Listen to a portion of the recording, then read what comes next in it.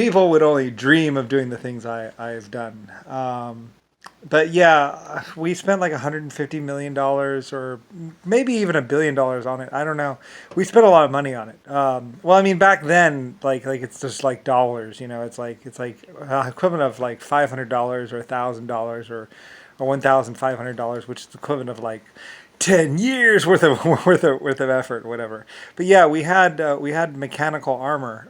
Like I said, they were really really cool. I mean, they used like I said, the VPAC engines.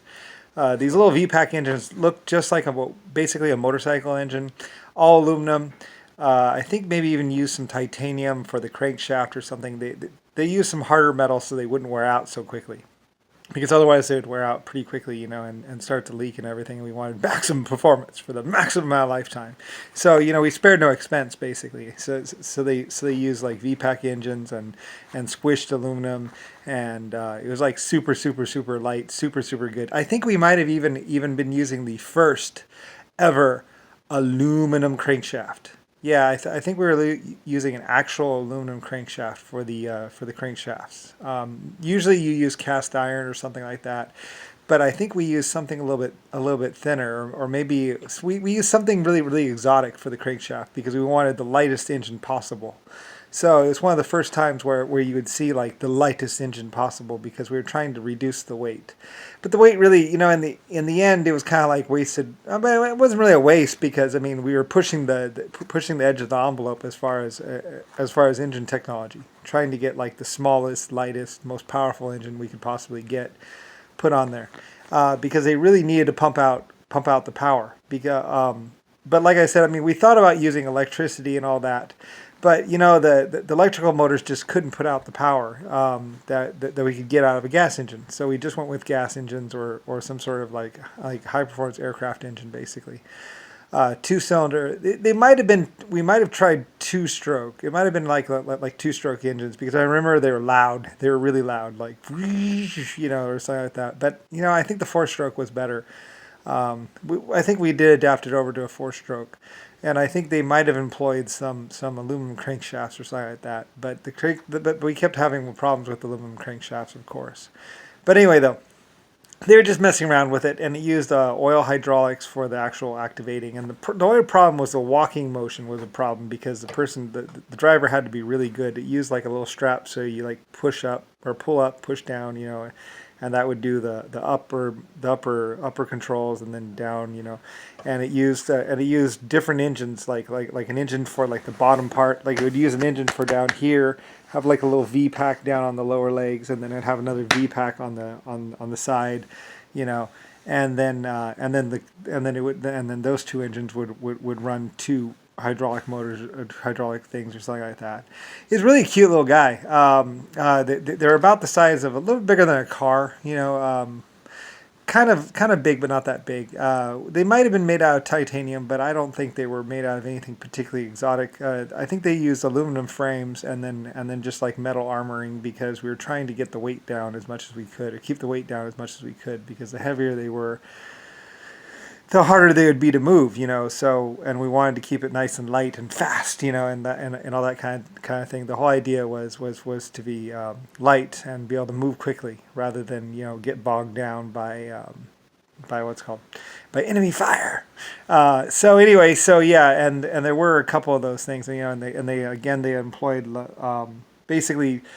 Well, I mean, if you don't have to pump the oil very far, the longer the hose you have, the higher the pressure you have to be. So the closer you can have the engine pack to the hydraulic ram, like if you can go right from where the pump is right to the pump, you can actually increase the amount of pump pressure you have.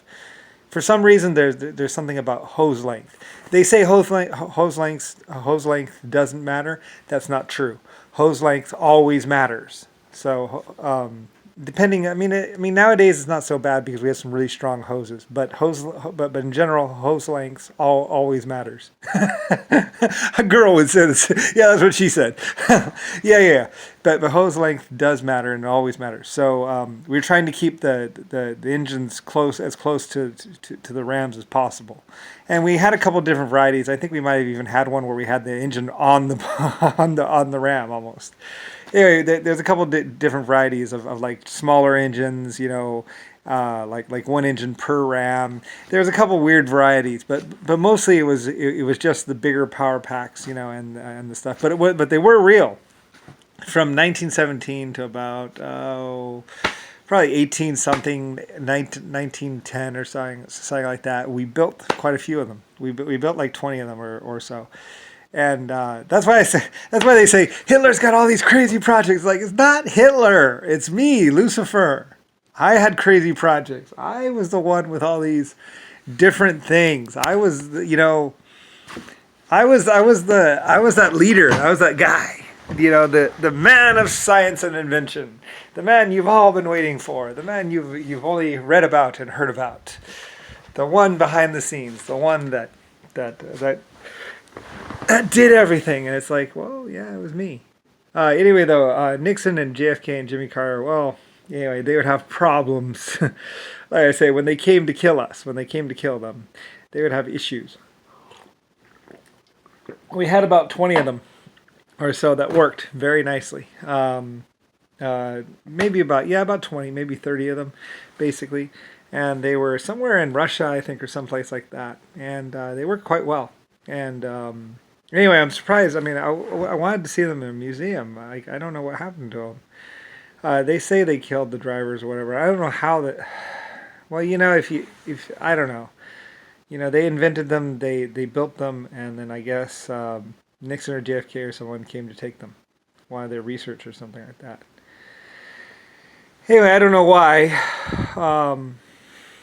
Anyway, though, but yeah, they were real. But I mean, realistically, dollar for dollar, I guess a tank is probably better, But they were cool, though. They were really cool. I spent probably $150 million or more on them and had them being built and stuff like that. So, yeah, they were real. Yeah.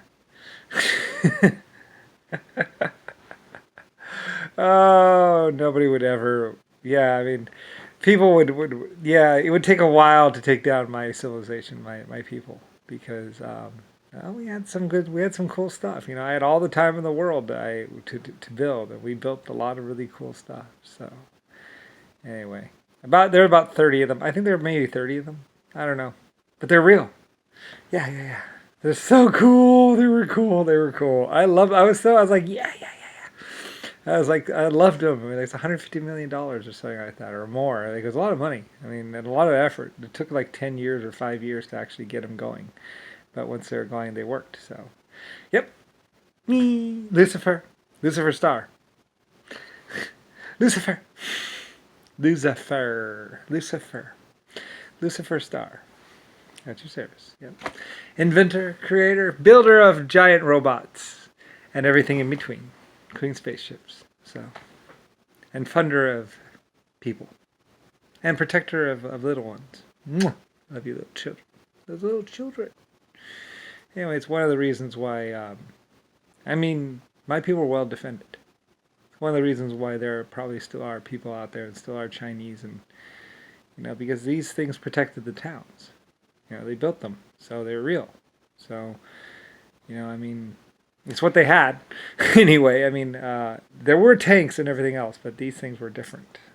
Besides, they were special. They're one of a kind. And I only had one robot project. So anyway, and it used gas engines and all that. All aluminum engines. And we were messing around with the aluminum crankshafts, but they never worked out right.